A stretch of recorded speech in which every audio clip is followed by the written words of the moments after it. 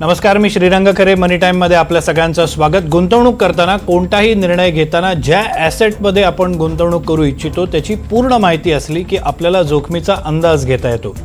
ही जोखीम आपल्याला परवडणारी आहे की नाही याचा अंदाज बांधता येतो. याच अनुषंगानं मनी टाईममध्ये आम्ही IPOमध्ये गुंतवणुकीविषयी कंपन्यांच्या व्यवस्थापनांशी बोलत असतो. आज आपण एका मराठी व्यवस्थापनाशी बोलून त्यांनी बाजारात आणलेल्या IPO विषयी बोलणार आहोत. पण त्याआधी पाहूया बिझनेस विश्वातल्या काही महत्त्वाच्या घडामोडी. मंगळवारी घसरण झाल्यानंतर बुधवारी शेअर बाजार सावरला. निफ्टी दिवसअखेर 129 अंकांनी वधारून बंद झाला, तर सेन्सेक्स 410 अंकांनी वधारून बंद झाला. यात प्रामुख्यानं IT कंपन्या, सरकारी कंपन्यांमध्ये खरेदी बघायला मिळाली. मिडकॅप शेअरमध्ये बुधवारी पुन्हा एकदा खरेदीचा जोर दिसला. निफ्टी मिडकॅप 400 अंकांनी वधारून बंद झाला. संरक्षण क्षेत्रातील कंपन्यांचा यात प्रामुख्यानं वाटा होता. हिंडाल्कोनं आज आपल्या चौथ्या तिमाहीचे निकाल जाहीर केले. महसुलात 11.1% वाढ नोंदवण्यात आली असून नफ्यात 41% वाढ झाल्याचं कंपनीनं जाहीर केलेलं आहे. कंपनीनं प्रति शेअर ₹5 लाभांश देण्याचा देखील निर्णय घेतलाय. बेलराईज इंडस्ट्रीजचा IPO आज गुंतवणुकीसाठी खुला झाला. येत्या 23 तारखेपर्यंत IPOमध्ये गुंतवणूक करण्याची संधी आहे. गुंतवणूकदारांसाठी प्राइस बँड ₹85 ते ₹90 आहे. ₹90 बोली लावल्यास एका लॉटसाठी ₹14,940 गुंतवणूक करावी लागेल. ऑटो ॲन्सिलरी क्षेत्रातील या कंपनीनं बाजारातून जवळपास ₹2,100 कोटी उभे करण्यासाठी बाजारात IPO आणलेला आहे. सोन्याचा भाव आज पुन्हा एकदा वधारला. 10 ग्रॅम सोन्याचे दर ₹850 वधारलेले. आजचा भाव ₹95,705 नोंदवण्यात आलेला आहे.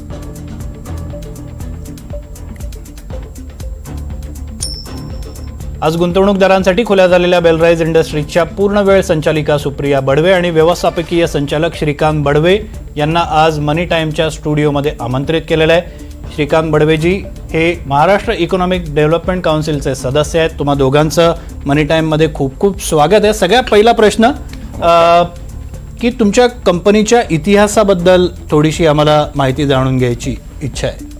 मी इंजिनिअरिंग केलं 1987 मध्ये आणि ॲट द एज ऑफ 22 आणि I want to be a job giver than a job seeker. त्यामुळे पुण्यामध्ये मी जागा घेतली. 150 स्क्वेअर फूटची जागा होती. 150 स्क्वेअर फूट. 3 लोक होते आणि मी चौथा म्हणून होतो. It was a very small factory. Turnover होता ₹8,000 पर मंथ. वर्षाचा ₹1,00,000. एका वर्षानंतर थोडी जागा घ्यायची होती मोठी. मग पिंपरी, चिंचवड, भोसरी खूप जागा महाग होती. 5 लाख लागत होते. एवढे पैसे नव्हते. मग मी औरंगाबादला एक माहिती घेतली तर मला तेवढीच जागा थोडी जास्त मिळाली आणि फक्त 20,000 मिळाली. म्हणजे 25 पट स्वस्त मिळाली. मी औरंगाबादला शिफ्ट झालो. औरंगाबादला हॉस्टेलमध्ये राहिलो, डॉर्मेटरीमध्ये एकटा राहिलो 6 वर्ष 88 to 94. आणि त्या काळामध्ये मला जॉन्डिस झाला, टायफॉईड झाला, माझं पाईल्सचं ऑपरेशन झालं. म्हणजे at the age of 27 at piles. तर मी डॉक्टरना म्हणते की असं काय होतं. ते म्हणजे की you are fighting on 2 fronts, physical front आणि मेंटल फ्रंट. आणि your body is not capable to nowhere body is fighting on 2 fronts. You take tension, ऑफिसचं काम कर किंवा खूप धावपळ करा आणि विचार करू नका. म्हटलं मला दोन्ही गोष्टीशिवाय पर्याय नाही आहे. लकीली आफ्टर दॅट आमचा बिझनेस वाढला, डबल झाला प्रत्येक वर्षी. आणि 94ला लग्न झालं आणि मग अजून चांगला बिझनेस वाढला. आय थिंक वी कुड do good in the coming years. नक्की. सुप्रियाजी, IPOसाठी आधीच तुम्हाला शुभेच्छा देतोय, पण IPO आणण्यामागचं नेमकं कारण काय होतं? आता श्रीकांतजींनी जसं सांगितलं तर आमची मागच्या 3 दशकामध्ये चांगली ग्रोथ झाली आणि आज मी तिला बेलराईज इंडस्ट्रीजच्या 17 फॅक्टरीज आहेत. या आजचा जो IPO आणण्यामागचा मुख्य उद्देश आहे की आमचं डेट रिपेमेंट आम्ही करणार आहोत.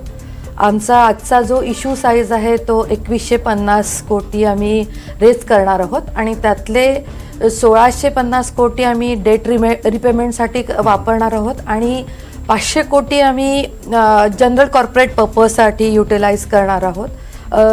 आणि आम्हाला एक सांगायला खूप छान वाटतं आहे की वी हॅव व्हेरी फॅब्युलस अँकर लिस्ट अवेलेबल विथ अस. म्हणजे त्याच्यामध्ये BlackRock Capital, ICICI pro, then HDFC, Nippon, Value Crest, Bajaj General, Mahindra Manulife. खूप एक चांगली अँकर लिस्ट आज अवेलेबल आहे आमच्याकडे. त्यामुळे आज एक कंपनीचा जो एक चांगला बेस आमच्यासाठी तयार झाला आहे आणि याच्यातून नक्कीच आम्हाला जे आमचे जे काय स्वप्न आहेत ते पूर्ण करता येतील असं मला वाटतं. ओके, जर मी चुकत नसेल तर बडवे इंडस्ट्रीज आधी नाव होतं आणि मग ते बदलून बेलराईज करण्यात आलं. ते करण्याचा नेमका काय मानस होता तुमचा? खूप छान प्रश्न आहे हा, कारण त्याच्यामागे काही कारण असं आहे की आमची 2 मुलं आहेत. मोठा सुमेध ज्यांनी पर्ड्यूमधून इंजिनिअरिंग केलं, तो डीन्स लिस्टमध्ये होता आणि त्यानंतर तो 3 वर्ष पुन्हा भारतात आला. त्यांनी आमच्या बेलराईजमध्ये काम केलं वडिलांबरोबर, आमच्या दोघांबरोबर, आणि मग त्याला त्याचं स्वप्न होतं हार्वर्ड बिझनेस स्कूलमध्ये जायचं. तर त्यांनी आता त्याचं हार्वर्ड बिझनेस स्कूलमध्ये पूर्ण करून तो आत्ताच कंपनीत जॉईन झाला आहे. आणि धाकटा मुलगा जो स्वस्तित आहे तो त्यांनी ड्युअल डिग्री केली आहे वॉटन बिझनेस स्कूल आणि युनिव्हर्सिटी ऑफ पेन्सिल्व्हेनियामधून. नंतर त्याचा 1.5 वर्षाचा McKinsey सारख्या एका चांगल्या कन्सल्टिंग फर्ममध्ये त्याचा चांगला अनुभव आहे. हे दोघं जेव्हा कोविडच्या काळात इथे आले तेव्हा आमचं सतत या म्हणजे फॅक्टरी इंडस्ट्रीबद्दल बोलणं व्हायचं आणि तेव्हा असं ते दोघं जण सारखे आम्हाला म्हणायचं की आई बाबा आपण आहे ना आपल्या कंपनीचं नाव बदलायला हवं. आणि मग तिथून मग आमचं हे सगळं विचारमंथन सुरू झालं आणि त्या विचारमंथनातून मग आम्ही बडवे इंजिनिअरिंग लिमिटेड आणि मग त्याला आम्ही एक कॉइंड वर्ड फॉर्म केला. म्हणजे आम्ही त्याच्यावर खूप रिसर्च केला, खूप अभ्यास केला आणि एक कॉइंड वर्ड तयार केला, तो म्हणजे Belrise industries. Badve engineering limited and rise. So एक बेलराईज विच इज रायझिंग, म्हणजे Badve engineering limited which is rising, it's a perpetual growth, असं त्याच्यामध्ये. जर तुम्ही सांगितलं नसतं तर अनेकांना कळालं पण नसतं. थँक्यू सांगितल्याबद्दल.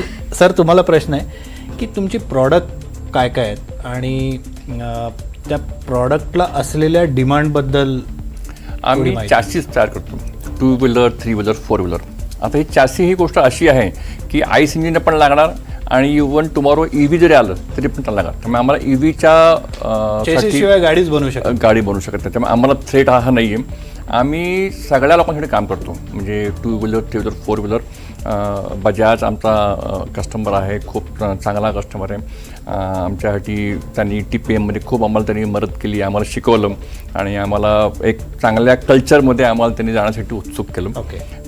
Honda, Hero, Jaguar Land Rover, Tata, आमच्याजवळ 30 कंपन्या अशा मोठ्या मोठ्या आमच्या कस्टमर आहेत आणि आम्ही सगळ्यांसाठी काम करतो. आणि बेसिकली आम्ही शीट मेटल स्टॅम्पिंग करतो, त्याच्यानंतर त्याला वेल्डिंग करतो, मॅन्युअल वेल्डिंग करतो, रोबोटिक वेल्डिंग करतो. आमच्याकडं जॅपनीज इम्पोर्टेड पॅनासॉनिकचे रोबोट्स आहेत. We do lot of ED coating also.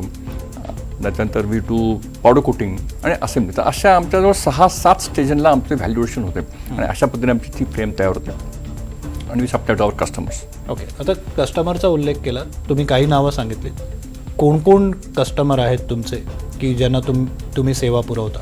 हे आता जसं म्हणतो तुम्हाला, Bajaj auto, Honda, Hero, Jaguar Land Rover, Mahindra, त्याच्यानंतर Volvo, Eicher, Tata motors, Ashok Leyland. म्हणजे आपल्या भारतामध्ये ज्या इंडस्ट्री आहे आम्ही जवळजवळ सगळ्यांची कनेक्टेड आहोत, त्यांना आम्ही सगळ्यांना सप्लाय करतो आणि we are supplying them sheet metal parts, plastic parts also.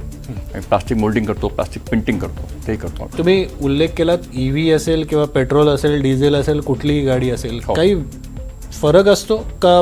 जो चेसीचा पार्ट आहे त्याच्यात कधीच काही बदल होणार नाही? डिझाईनमध्ये फरक पडतो. कसं आहे की इलेक्ट्रिक व्हेकलमध्ये बॅटरी येते, बॅटरीचं वजन वेगळं असतं, त्याचं थोडंसं सेंटर ऑफ ग्रॅव्हिटी वेगळी असते. त्यामुळे based on the design layout there is going to be a change in the. पण बेसिकली चॅसीशिवाय गाडी चालू शकत नाही, त्यामुळे चॅसी इज बेसिकली रिक्वायर्ड.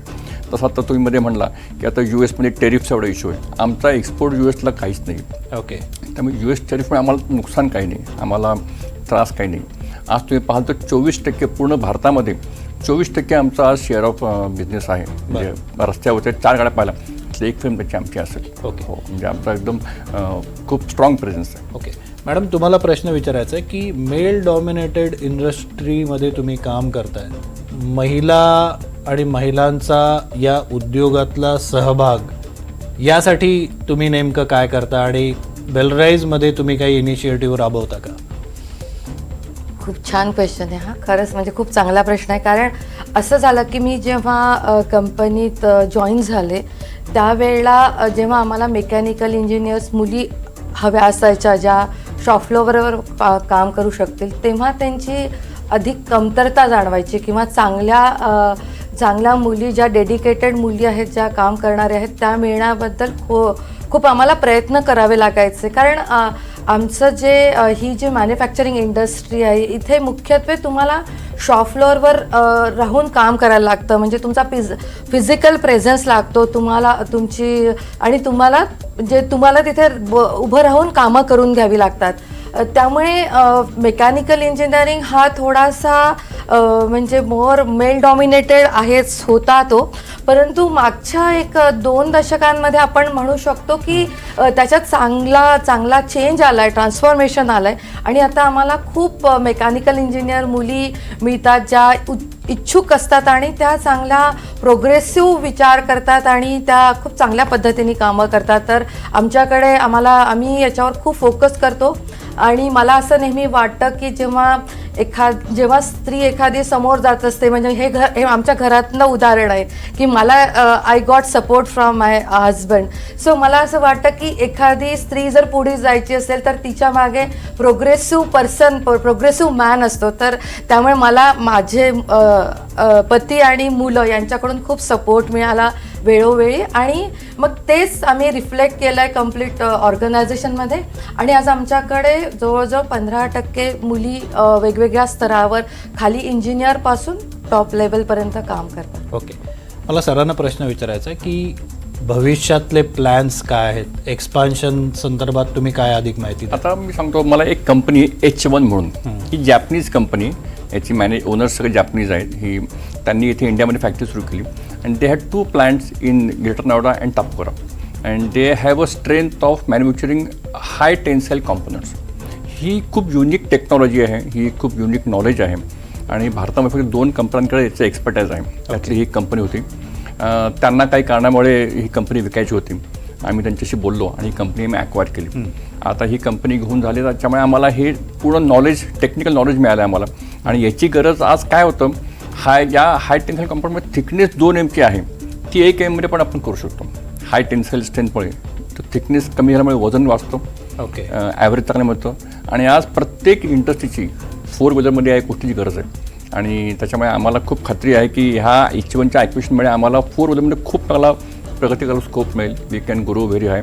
कारण की OEMचं मेन फोकस आहे वजन कमी करा आणि स्ट्रेंथ वाढवा. म्हणजे कुठेही कॉम्प्रोमाइज नाही सेफ्टीमध्ये, हा त्याचा प्लस पॉईंट आहे. त्याच्यामुळे आम्ही आता हे जे पैसे उभे करणार आहोत त्यातनं आम्ही काय आमचं लोन परत करू, त्यामुळे आम्हाला हेडरूम मिळेल आणि we can do more acquisition like this. हे ॲक्विजिशन करताना आमचा प्रयत्न हा असतो की हे ॲक्विजिशन पूर्ण भारतामध्येच करू, भारताबाहेर आम्ही कुठं करणार नाही. आणि करताना आम्ही अतिशय विचारविमर्श करून एक मिड साईज असं खूप मोठं आवाढावं केलेलं असं आम्ही करणार नाही. So that we can digest that very easily and we can grow in that line. हा आमचा त्यातला मेन उद्देश आहे. उत्पादनासाठी अजून दुसऱ्या कुठल्या राज्यांमध्ये जाण्याचा विचार आहे किंवा त्या संदर्भात काही विचार केलेला आहे? आता असं काही नाही, असं काही क्लिअरचा प्लॅन नाही आहे. पण बेसिकली आमचे पार्ट्स मोठे असतात, त्याच्यामुळे आम्हाला आमची फॅक्टरी आमच्या कस्टमरजवळ असते. Okay, within 2, 3, 4, 5 kilometres. म्हणजे ट्रान्सपोर्टेशन कॉस्ट कमी व्हायला पाहिजे, लॉजिस्टिक्स कॉस्ट कमी व्हायला पाहिजे.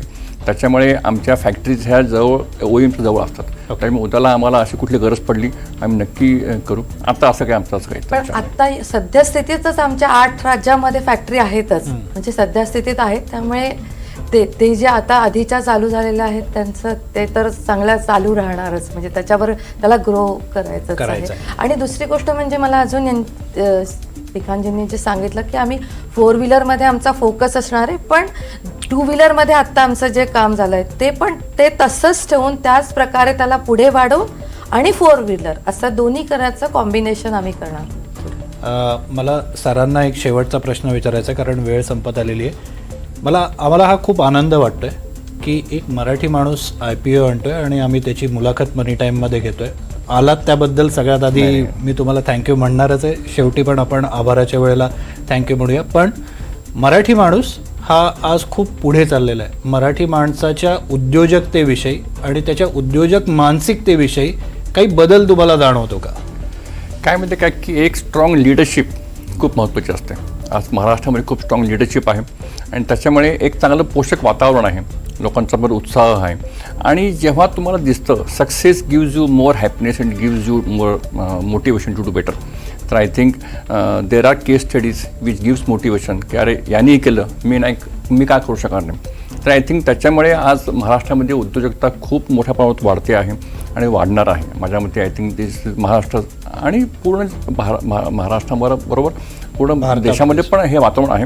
पण आज महाराष्ट्र नक्कीच त्याच्यामध्ये पुढं आहे, अग्रेसर आहे. आहे. मराठी माणसांमुळेच हा महाराष्ट्र अग्रेसर राहील याची आम्हाला खात्री आहे. IPO तुम्ही आणलेला आहेत, खूप खूप तुम्हाला शुभेच्छा आहेत IPOसाठी.